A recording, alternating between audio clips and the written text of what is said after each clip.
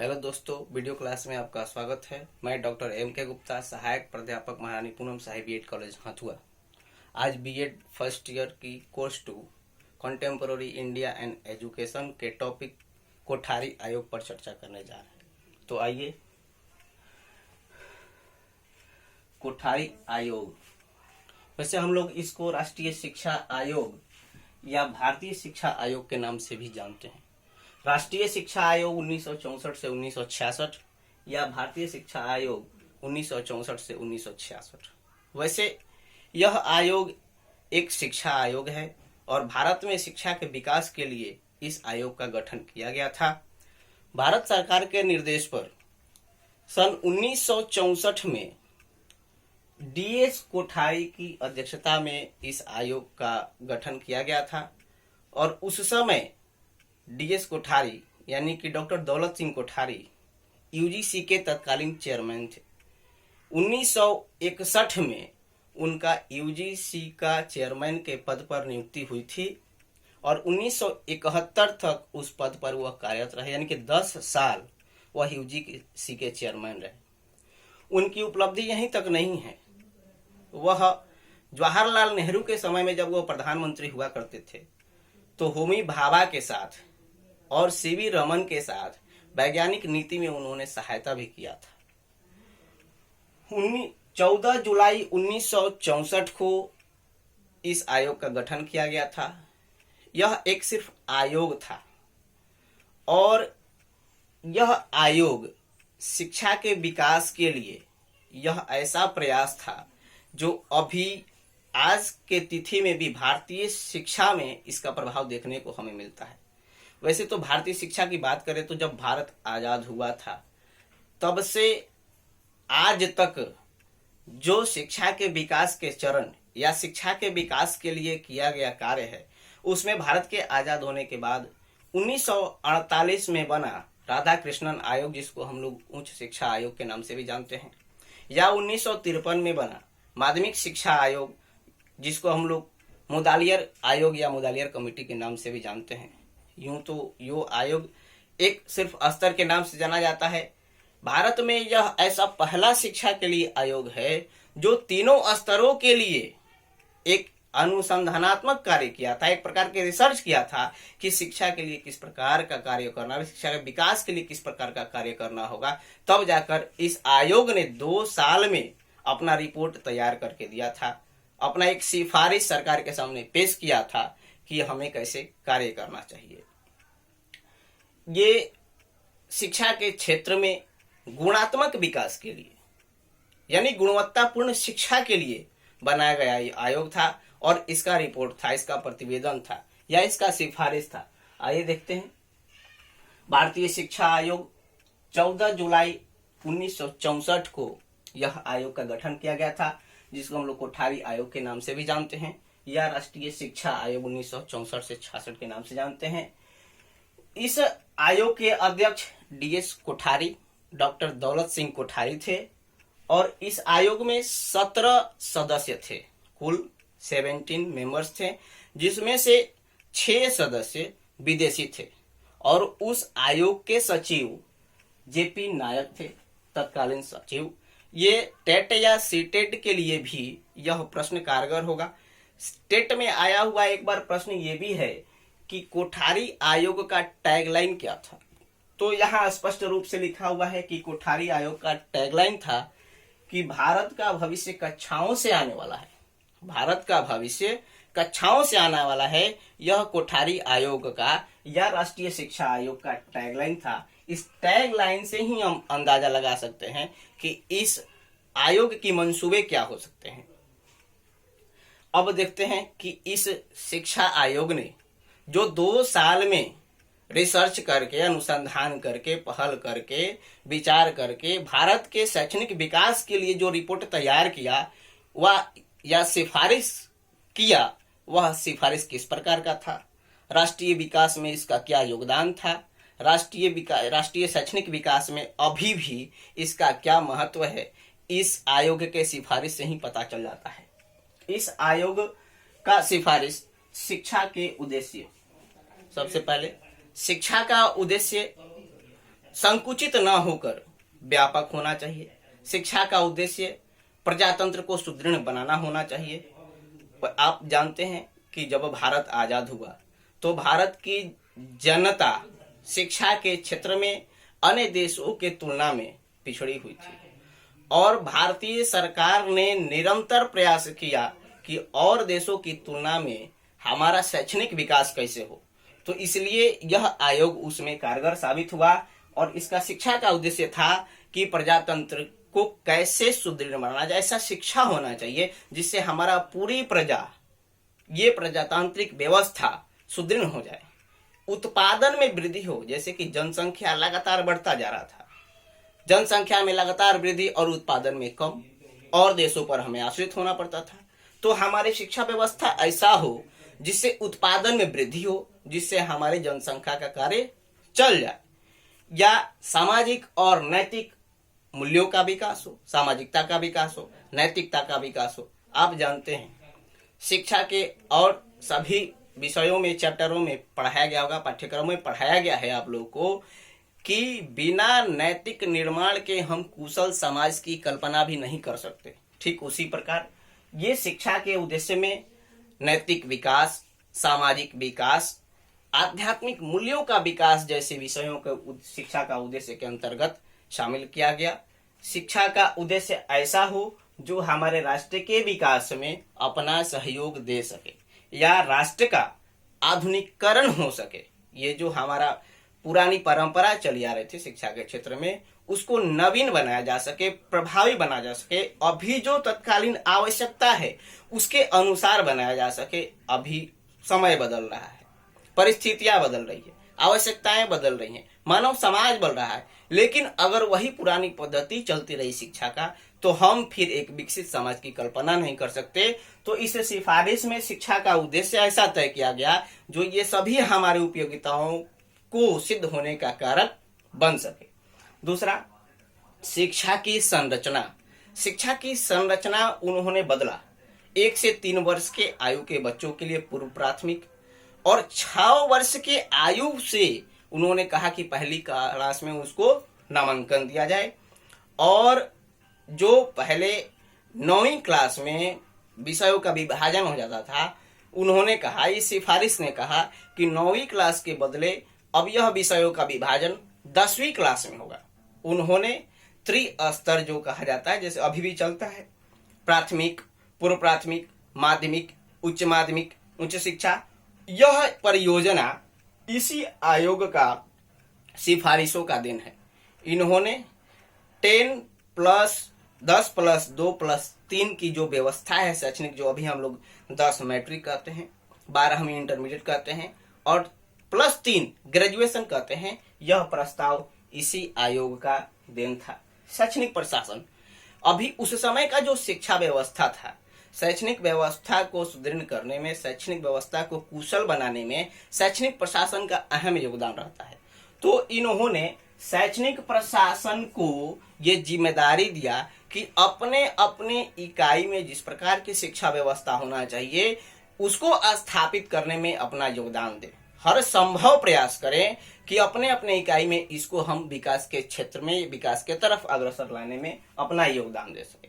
शिक्षा पर खर्च, इन्होंने कहा कि इस 5 वर्षीय योजना में वित्तीय विभाग को इस देश की सालाना इनकम का 6% शिक्षा पर खर्च किया जाना चाहिए, जिससे शैक्षणिक विकास हो सके। बिना पैसा का, बिना अर्थव्यवस्था का हम किसी भी क्षेत्र में विकास की कल्पना नहीं कर सकते।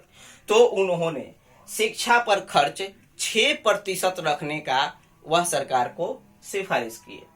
अध्यापक की दशा, अध्यापक की दशा ऐसी नहीं थी जिस समाज में इज्जत होना, उनको उचित पैसा मिलना, या फिर कार्य के अनुसार उनको अपना सुविधा, जैसे अभी मेडिकल, होम, ये सब का पैसा, उस समय का ऐसा प्रावधान नहीं था। तो इस आयोग ने ऐसा रिपोर्ट पेश किया कि चूंकि शिक्षा व्यवस्था टोटल अध्यापक पर निर्भर है और अगर अध्यापक को उस प्रकार की सुविधाएं न दी जाए तो निश्चित रूप से यह व्यवस्था फलित नहीं होगा, यह व्यवस्था कारगर नहीं होगा। चूंकि सेंट्रलाइज होता है शिक्षक पर, तो शिक्षक को उचित सुविधाएं प्रदान करना, उचित पैसा देना, जिनसे उनकी जीविका भी चल जाए, समाज में इज्जत भी मिले, उनको लगे कि हम जो कार्य कर रहे हैं उसका हमें मेहनताना मिल जा रहा है।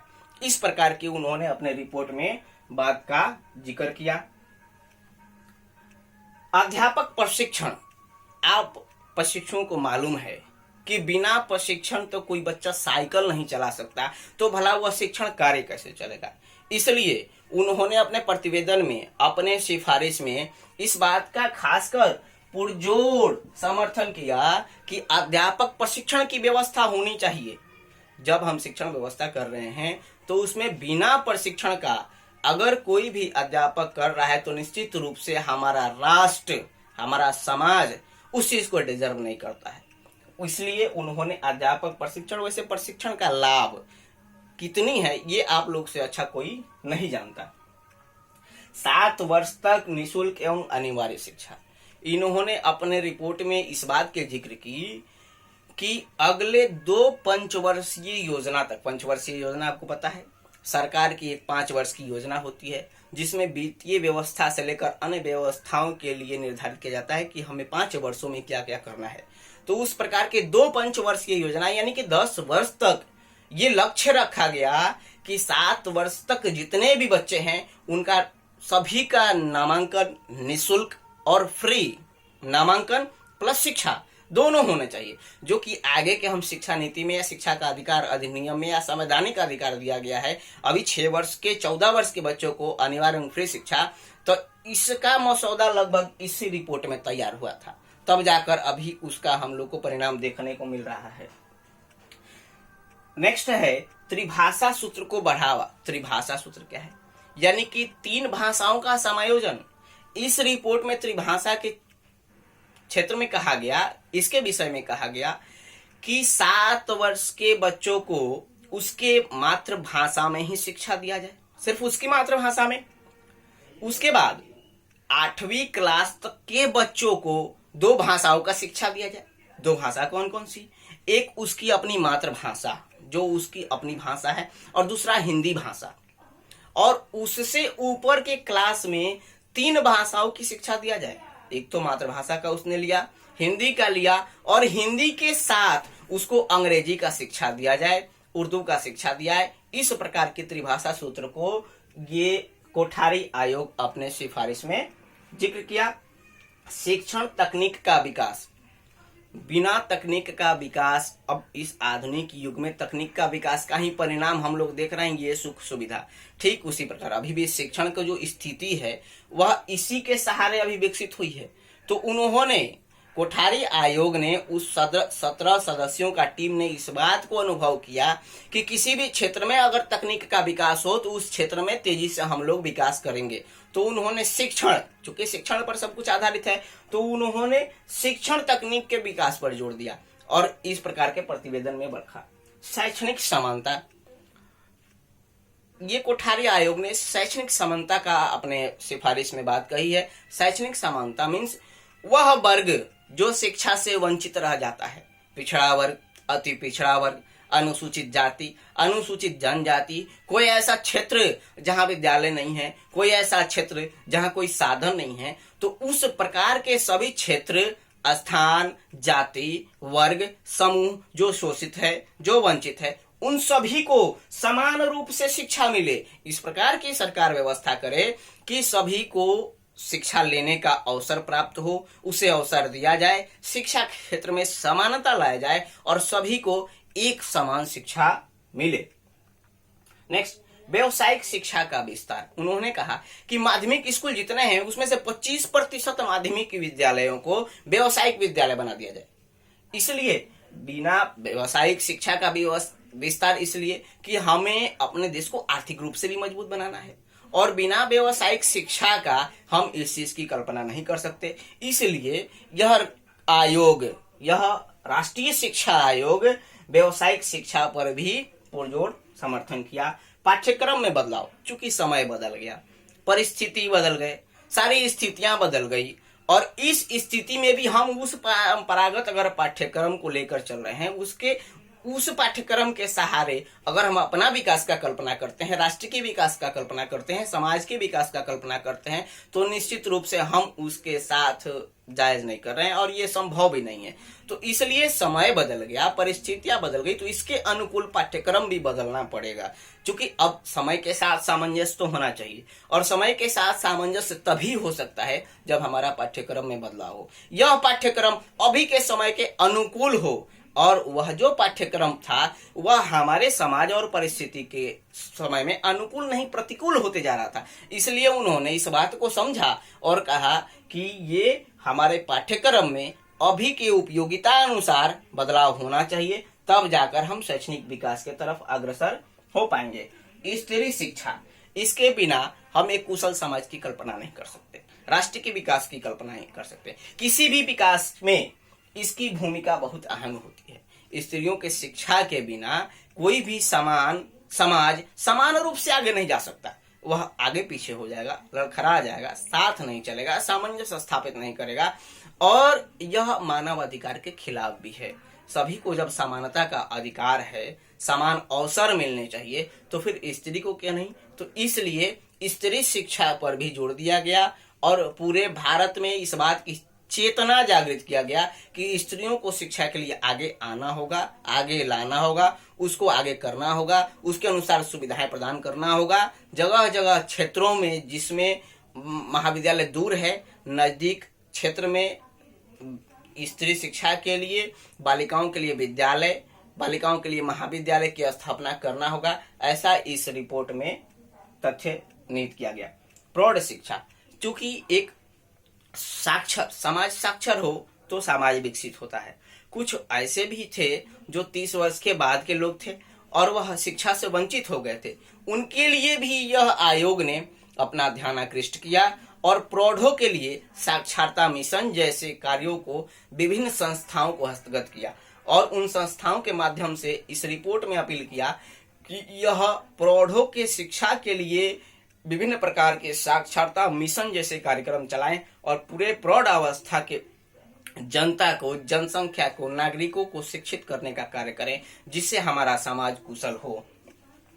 उसके बाद विषय विभाजन 10वीं में, यह मैंने पहले भी बता चुका था कि विषय का जो विभाजन है पहले 9वीं में होता था, तो इन्होंने कहा कि 9वीं में ना हो करके 10वीं क्लास में विषय का विभाजन हो, 10वीं तक समान शिक्षा हो, समान पाठ्यक्रम हो, सभी लोग समान पढ़ें, और 10वीं के बाद अपने पसंद से अपने चुनिंदा विषयों को पढ़ सकते हैं, वहां से आप विषयों का विभाजन कर सकते हैं। विज्ञान शिक्षा तथा अनुसंधान को प्रोत्साहन, बिना विज्ञान के विकास को इस आधुनिक युग में विकास का नाम नहीं दिया जा सकता। इसलिए उन्होंने अपने प्रतिवेदन में, यह आयोग ने विज्ञान को, शिक्षा को प्रोत्साहित करने के लिए कार्य किया। अपने प्रतिवेदन में, अपने रिपोर्ट में इस बात का जिक्र किया कि बिना विज्ञान के शिक्षा का हम विकास नहीं कर सकते। जो हम विषय पाठ्यक्रम में रखे हैं उसमें गणित, विज्ञान, विज्ञान में बहुत सारे विषय, उन सभी को निहित किया जाए और अनुसंधान को प्रोत्साहित किया जाए। अनुसंधान सभी क्षेत्रों में अनुसंधान को प्रोत्साहित किया जाए।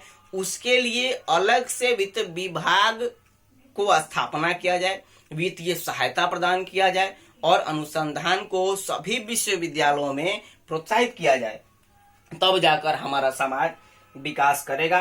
कृषि विज्ञान और शिक्षा, कृषि शिक्षा को प्रभावी बनाना, जैसे अब उस समय तत्कालीन 70% जनसंख्या कृषि पर आधारित थी, और कृषि के क्षेत्र में मैं एक बात बता दूं, 1965 में जब भारत और पाकिस्तान का युद्ध हुआ था, आप कहेंगे कि इतिहास की बात क्यों बता रहे हैं, ये इतिहास और राजनीति जरूरी भी है इसे समझने के लिए कि जब भारत और पाकिस्तान का युद्ध हुआ था 1965 में, तो उस समय भारत की स्थिति खराब हो गई थी, और उस युद्ध के कारण अमेरिका से भारत का रिश्ता भी खराब हो गया था। अमेरिका उस समय भारत को गेहूं का जो निर्यात करता था वह बंद कर दिया था, भारत की स्थिति खराब हो गई थी।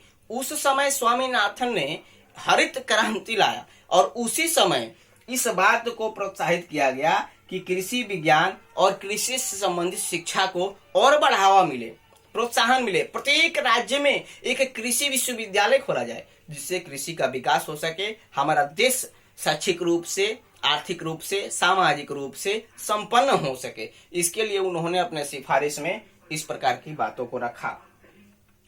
प्रत्येक राज्य में कृषि महाविद्यालय, पहले भी बता चुके हैं, स्थापना एवं पॉलिटेक्निक कॉलेज की भी स्थापना करने के लिए प्रत्येक राज्य में उन्होंने अपने प्रतिवेदन में दिया।